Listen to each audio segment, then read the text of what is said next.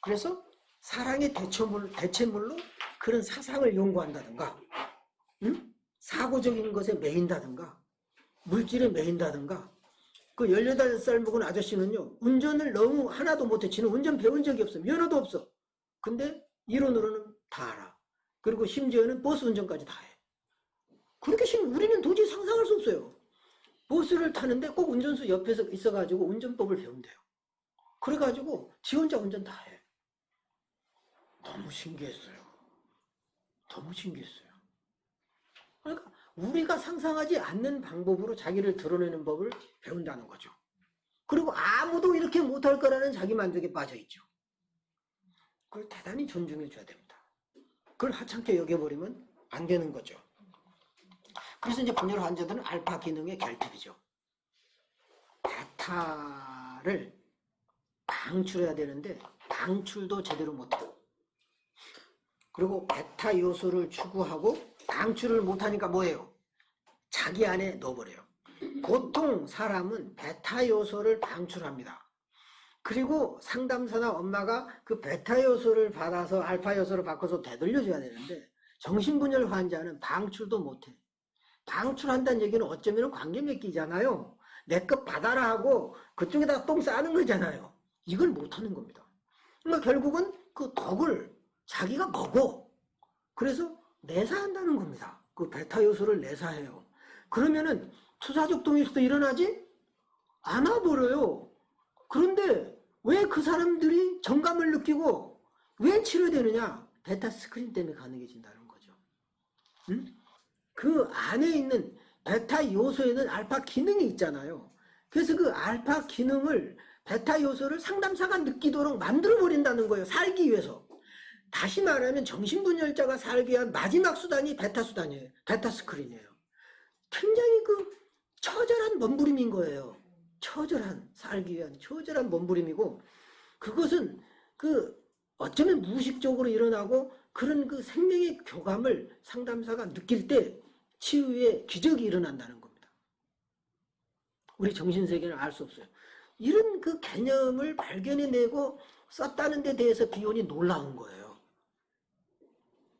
이것은 어떤 환자를 사랑하고 인간을 사랑하는 그 절절한 마음이 없으면 도저히 이론만 가지고는 상상해낼 수 없거든요. 우리는 그 마음을 읽어야 돼요. 그래서 무생물 대상을 추구하고 시기심의 두려움으로부터 도주해버려요. 왜냐하면 시기한다라고 하는 것은 정감을 나눈다는 거 아니에요. 그렇죠? 그래서 시기 자체를 없애버리는 거죠. 응? 그래서 두려워하거나 뭐 부러워하거나 욕망도 제거해버립니다. 그 정신분열 환자들은. 그렇잖아요. 굉장히 냉소적으로 보이잖아요. 뭐 마치 세상을 초월한 도사처럼 보여요. 그러니까 도사하고 정신분열 환자는 비슷해요. 제가 좀 도사 같잖아요. 저는 거의 정신분열 환자죠. 이 정신분열 같은 그런 어떤 특별한 생각을 해야 창조력이 나오거든요. 정신분열 환자는 늘 특이한 생각을 하지 않습니까? 굉장히 저는 분열기가 많아요. 그런 거 보면. 그래서 이제 대상하고 접촉을 못하니까 자기 자신과 접촉하겠죠. 그래서 어찌 보면은 정신분열자가 가지고 있는 자기애는 그 엄마하고의 관계에서 형성된 자기하고는 차원이 달라요. 굉장히 이제는 구별이 되죠. 정신분열 환자들이 굉장히 자기 자존심이 굉장히 강하지 않습니까? 그것은 엄마하고의 그 공생관계에 있는 소위 자아 분화가 안 된 상태에서 정신분열이 오는 것하고는 전혀 다른 성향이라는 거죠. 정신분열 환자들이 갖고 있는 어떤 이런 파편화된 그 안에서 자기가 어떤 그 이 우주를 움직이는 주인이라고 생각하는 거죠. 여기에서 오는 정신분열자들이 갖고 있는 것은 일종의 자아팽창이죠. 물론 그 아동기도 자아팽창이 있지만 약간 성격이 다른 거죠. 그래서 우리는 이건 신경증이야. 이건 편집증이야. 이렇게 우리는 사람을 진단할 수 없어요. 같은 편집증이나 자기애증 성향도 다 달라요. 사람마다 다 달라요. 정신분열 환자들도 다 다릅니다. 이것을 내가 어떻게 감지해내느냐, 이게 굉장히 중요해요. 그래서 여러분들이 경험도 많이 해야 되지만 공부도 많이 해야 되는 거죠.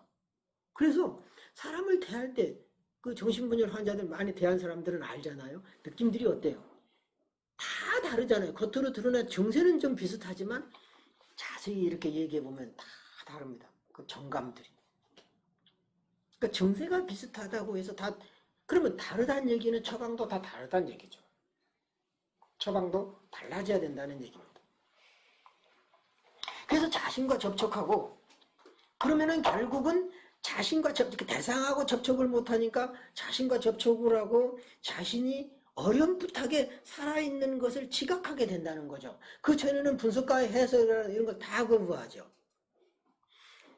오케이. 그 영부인 아줌마가 왜 오랜 동안 나를 찾아오는가? 내 해석을 받아들여서일까요? 나는 해석을 해요. 근데 절대 내 해석을 강요하지는 않습니다. 내가 하는 그분한테 하는 해석은 깨달음을 위한 의식화를 위한 해석은 절대 아닙니다. 의식화 실패하거든요. 정신분열 환자들은 의식화는 실패합니다. 절대 의식화시키면 안 됩니다. 그럼 나는 왜 해석을 하느냐? 한 귀로 듣고 한 귀로 흐르라고 합니다. 자, 이런 전법도 있어요. 그러니까 쇠기의 경리기 해석을 하는 거죠.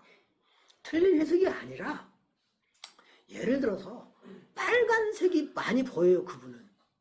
물론 공포의 상징일 수 있고 그 어떤 죽음의 상징일 수도 있어요. 그 사람은 굉장히 공포스럽거든요. 그래서 빨간 것 보면 우선 죽음을 연상해요. 그 사람은. 근데 나는 빨강은 열정이라 그랬잖아. 이제 이런 거죠. 그러니까 빨강은 열정입니다. 설명 안 해. 빨강은 열정도 되잖아. 이제 이런 이제 농담 비슷해 가지고 막 이제 윽박 지르는 거죠. 그러면 비긋이 웃죠. 그 다음에 그 사람의 반응. 교수님은 빨강을 열정이라고 했는데요. 나는 아니에요. 이게 진전인 겁니다. 이해가시죠? 분명히 내 해석을 듣고 따라가는 건 아니지만 내 말을 기억한다는 겁니다. 놀라운 진전이죠. 마음에 새긴다는 거예요. 어떤 의미에서 보면. 다시 말하면 이런 의미도 있지만 관계를 못 맺잖아요. 나는 어쩌면 관계 맺기 시도. 이쪽도 있지만 다른 쪽도 있을 수 있다라고 하는 그런 암시적이고 듣거나 말거나 믿거나 말거나 그러면서 이제 농담처럼 비슷하게 항상 해석은 두 가지 양면성이 있어. 5년 동안 얘기했는데도 안 들어. 안 들으면서도 또 들어. 이런 그러면 듣는 면은 뭐냐? 바로 이런 거라는 거죠. 자기 만족에 있지만, 자기 만족에 있지만 대상에 대한 그 열망과 관계에 대한 열망이 완전히 없는 게 아니라는 거죠. 그래서 자기 자신에 치우쳐 있지만 그렇지만 자기 자신을 돌아보게 되면서 살아야 되겠다는 열망이 생기면서 조금씩 받아들이려고 하는 열망이 생긴다는 거죠. 바로 그 얘기를 하는 겁니다. 여기서. 그래서 분석가의 말을 다 수용하는 것이 아니지만 아주 일부라도 수용할 수 있는 거는 그래도 자기 자신을 사랑하는 그 마음에서 나올 수가 있다. 이렇게 5장과 6장을 요약을 했습니다. 이거 기가 막히게 요약하지 않았습니까? 그렇죠. 다른 거는 여러분은 이제 대충 넘어가 버려야 되는데. 그래서 42쪽 볼까요?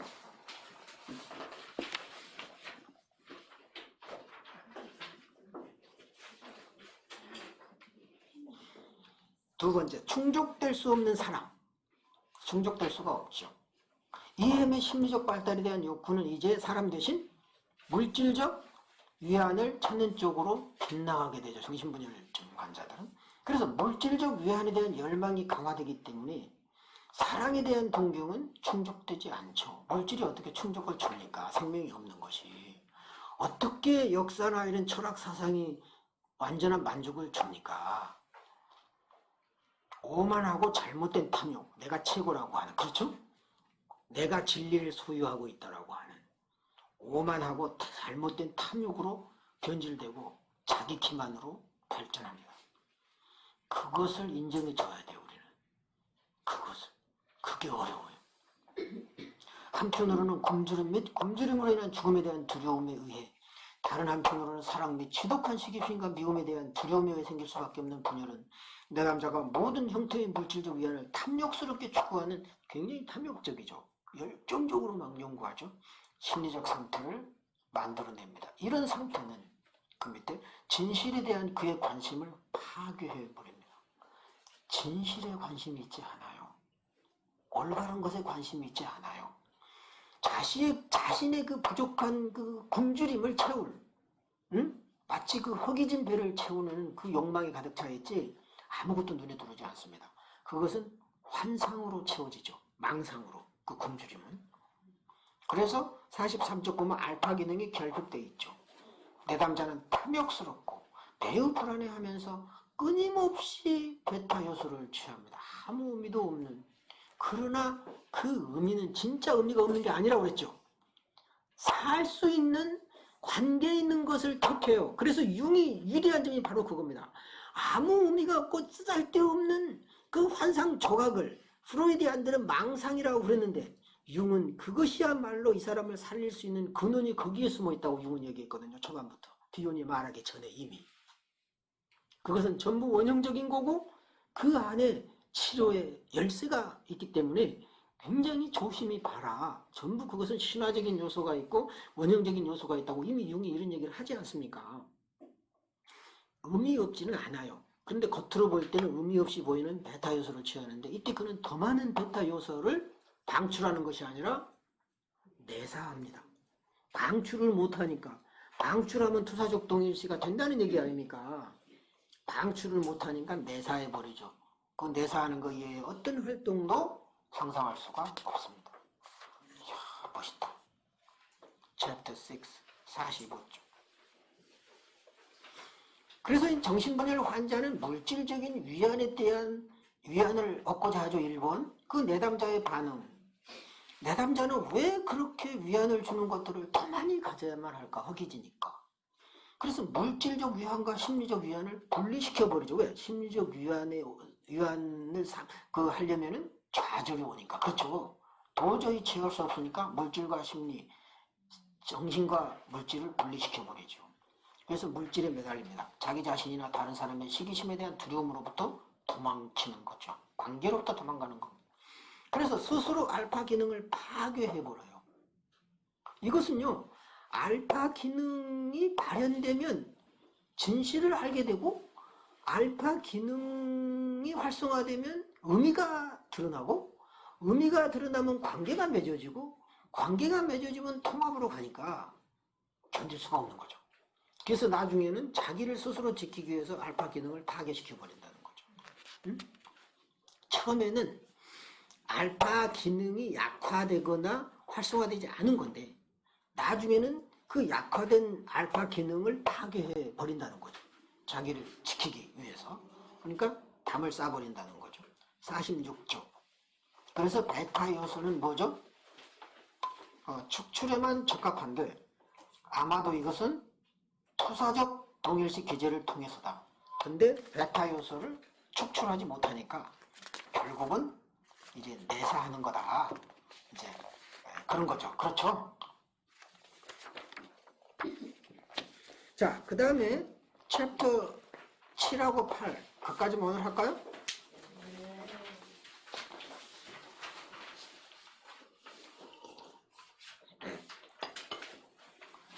자, 이제 중요한 얘기를 합니다. 챕터 7하고 챕터 8에서 나온 거는 접촉 장벽이 나오죠.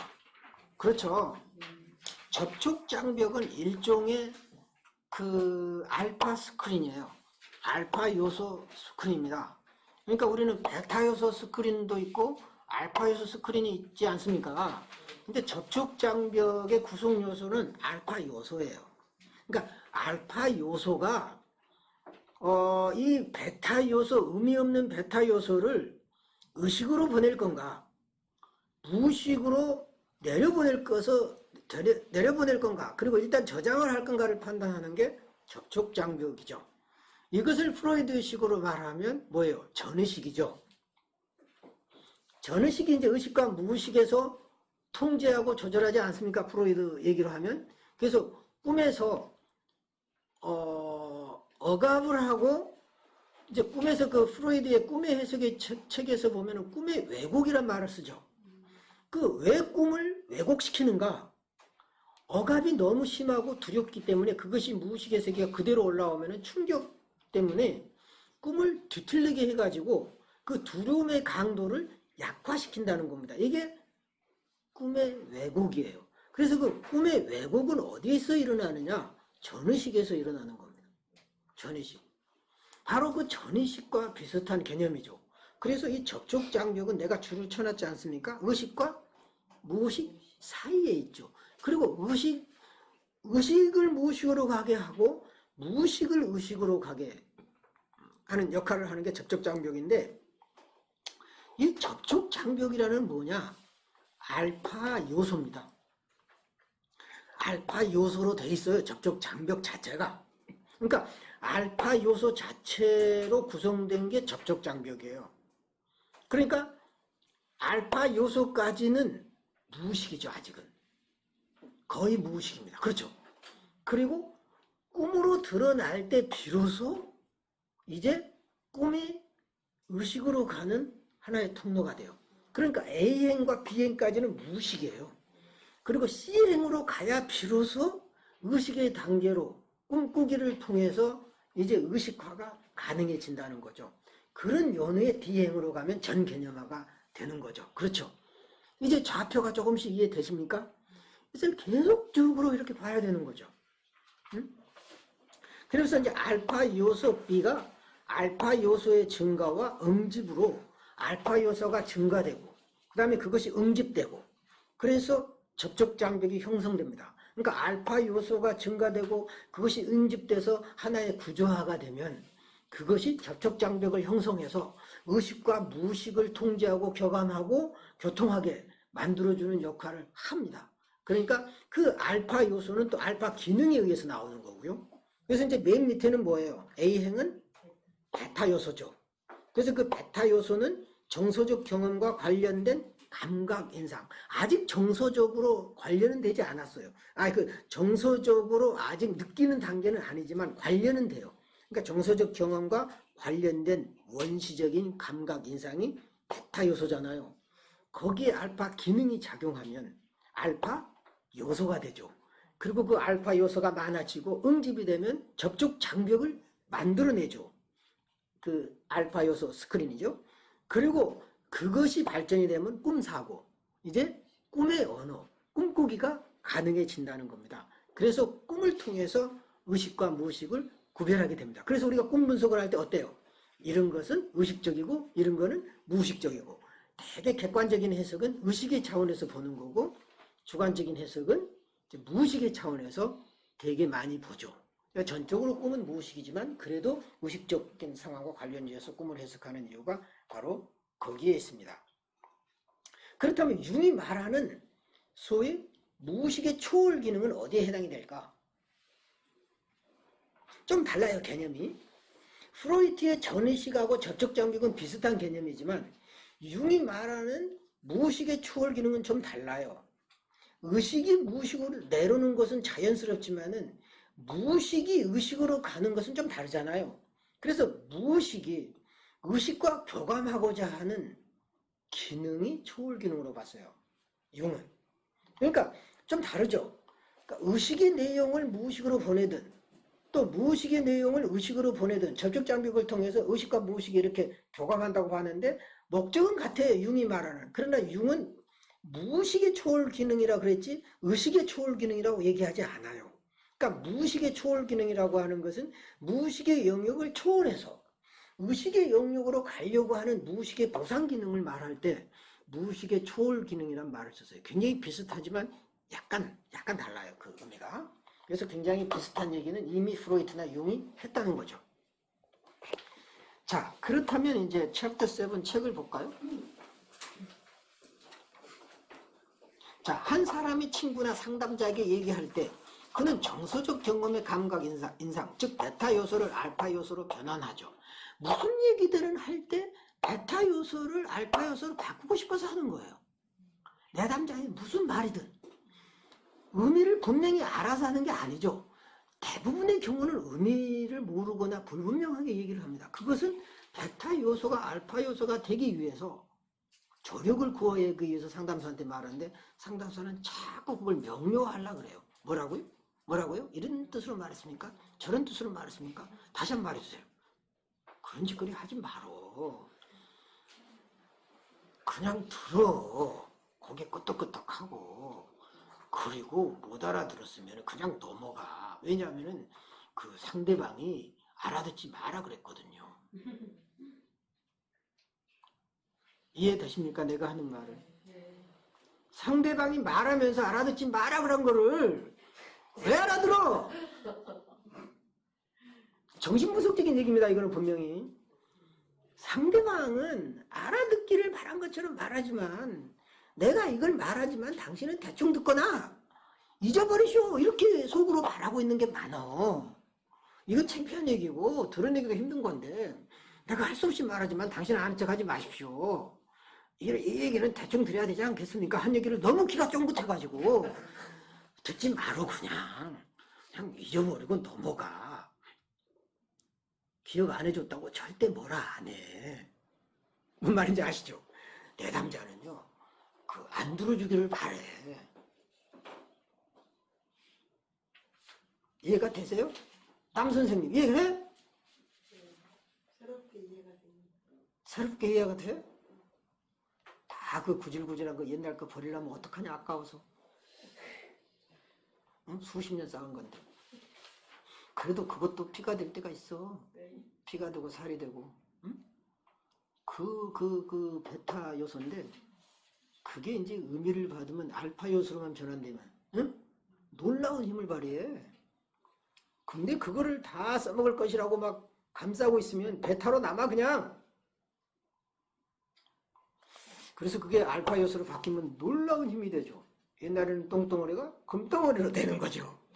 이제 이렇게 바뀝니다. 이런 방법으로 꿈사고가 가능해지고 그래서 그가 참여한 사건에 대한 사실이든 혹은 이 사건에 대해서 그가 느끼는 감정이든 아니면 둘 다이든 간에 사실에 대해서 있는 그대로 의식할 수 있다. 이제 50페이지 보면은요. 뭐죠? 꿈이 무의식과 의식을 만들어내고 무의식과 의식을 또 구별도 해줍니다. 꿈이 의식과 무의식을 만들어내고 또 구별도 해주고요. 그 요약까지 해놨어요. 어려운가 봐. 꿈은 꿈을 가능하게 하는 알파 기능과 함께 의식과 무의식의 작동의 중심이 되며 정리된 사고는 여기에 달렸다. 여기서 사고가 나오죠. 꿈을 꿀 수 없는 사람은 사고를 할 수가 없습니다. 상상할 수 없고 상징화할 수 없고 표상을 만들어내지 못하면 사고 능력이 없는 것입니다. 그러니까 그런 연습을 해야 돼요. 그래서 꿈을 꾸는 능력은 사실상 정신증 상태로부터 사람을 보호합니다. 정신증 있는 사람은 꿈을 꿀 수가 없습니다. 꿈 조각만 보는 거예요. 환상의 조각만 그냥 파편화된 조각만 보는 거죠. Chapter 8 나는 이제 의식과 무의식의 수립 및 그것들 간의 장벽에 대해서 얘기하려고 한다. 이것을 접촉 장벽이라고 한다 그랬죠. 그 밑에 네 번째 줄 사람의 알파 기능은 자고 있든 깨어있든 정서적 경험과 관련된 감각 인상 즉 베타 요소를 알파 요소들로 변환시키죠. 알파 기능이 수도 없이 이제 비욘도 얘기합니까? 얘기하지 않습니까? 막 얘기한 걸 또 하고 또 하고 자기도 어려운가 봐. 그치? 그러니까 우리도 계속해서 읽어야 돼요. 몸에서 나올 때까지. 알파 요소들이 증가되고 응집되면 하나의 구조가 되지 않습니까? 이때 이제 접촉 장벽을 형성하게 되는 거죠. 그렇죠? 내가 이렇게 토다는 게 굉장히 의미가 확 들어져. 응집되고 증가되고 응집돼서 구조화된단 말을 내가 첨가시켰대잖아요. 그래서 접촉 장벽을 형성한다 그러니까 굉장히 의미가 좀 오지 않습니까? 이러한 접촉 장벽은 형성 과정에서 계속적으로 의식적 및 무의식적 요소 간의 접촉 지점과 분리 지점을 표현하며 그것들 간에 이제 구분도 생기게 하는 거죠. 그래서 이번에 보면은 접촉 장벽이란 용어는 의식과 무의식 간의 접촉의 수립 및 한쪽에서 다른 쪽으로 요소들의 선택적 통과를 강조합니다. 왜 융은 무의식이 의식으로 가는 것만 초월 기능이라고 그랬는데 비오는 왜 의식이 무의식으로 내려가는 것까지 포함했을까? 그것은 단순히 프로이드식으로 억압의 문제가 아니에요. 의식이 무의식으로 억압된 차원에서 얘기한 게 아닙니다. 아까처럼 알파 요소를 의식이 소화시킬 수 없을 때 임시 보관하기 위해서 무의식에 저장하는 거지 프로이드가 말하는 억압이 아니라는 겁니다. 개념이 달라져 버렸어요. 그래서 우리는 비혼을 공부합니다. 엄청 차원이 달라져 버렸어요. 단순히 억압이니 뭐니 해소니 이런 차원을 넘어서 버리는 거예요. 비혼은 사고가. 멋있지 않습니까? 뭔지 모르지만 그렇죠. 그래서 접촉 장벽의 상태에 따라 의식으로부터 무의식으로 요소들의 변화가 일어나면 그 반대도 가능하다. 그러니까 접촉 장벽이 때로는 의식에서 무의식으로, 무의식에서 의식으로 결국은 자기가 소화시킬 만한 그런 능력의 한계에서 선택적으로 한다. 참 멋있습니다. 멋있죠? 오늘 강의는 이걸로 마치고요. 여러분의 질문과 또 오늘 강의했던 이제 내용을 함께 나누겠습니다. 박수!